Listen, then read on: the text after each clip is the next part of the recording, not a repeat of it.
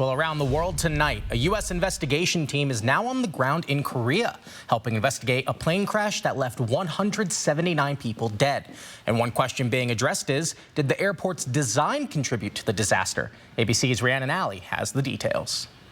This morning, new video of the charred remains of the Boeing 737 that slammed into an airport wall in South Korea, killing nearly everyone on board. A team of investigators in hazmat suits was seen sifting through the debris field. You can see just how quickly the debris was shot out of that plane, how catastrophic it was. You can see the twisted seats, in-flight magazines, bits of clothing, safety cards.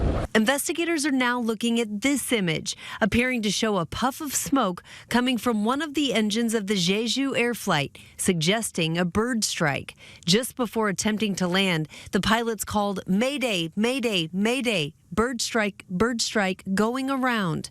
Minutes later, the plane makes contact with the runway with no landing gear down, skidding at a high speed into a concrete wall at the end of the runway and erupting in a ball of fire. We don't know what happened in those 4 minutes between when the crew declared an emergency and the crash itself. Why did they make the decisions that they made? Why land fast? Why land with the gear up? And why land so far down the runway they weren't able to stop the aircraft? It comes amid new questions about that concrete wall at the end of the runway, which protects a communication antenna.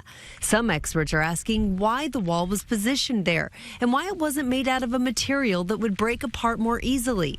The only survivors of the 181 people on board were 2 flight attendants seated in the very rear of the plane. One, a 33-year-old man, telling doctors he doesn't remember being rescued. The other, a woman, reportedly in stable condition. Heartbroken families have been gathering at the airport as they await any information about their loved ones. Rhiannon Alley, ABC News, New York.